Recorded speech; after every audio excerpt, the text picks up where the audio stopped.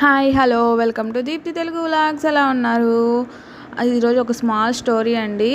అసలు ఆ వంటే రాని అమ్మాయికి ఇంకా డైరెక్ట్గా పెళ్ళి చేయాలనుకుంటున్నారు. సరేలే పెళ్ళి చేద్దాం అనుకున్నప్పటికీ వాళ్ళ నాన్నకి తెలుసుకొని వాళ్ళ నాన్న ఆ పెళ్ళి కొడుకు చెప్తాడు, మా అమ్మాయికి అయితే వంట రాదు, మీరు ఫోర్స్ చేయొద్దు, ఆ అమ్మాయిని ఇబ్బంది పెట్టద్దు అనేసి, అట్లయితే చేసుకోండి అనేసి. సరేలే వంట ఈ కాలం పిల్లలకి ఎవరికి వస్తుంది, ఆటోమేటిక్గా వాళ్ళే నేర్చుకుంటారులే అని చెప్పనేసి వాళ్ళ హస్బెండ్ కూడా ఇంకా చేసేసుకుంటాడు ఆ అమ్మాయిని. సరేలే చేసుకున్న ఇంకా 16 days దాకా అమ్మ వాళ్ళ ఇంట్లోనే ఉంటారు కదా, 16 రోజుల దాకా.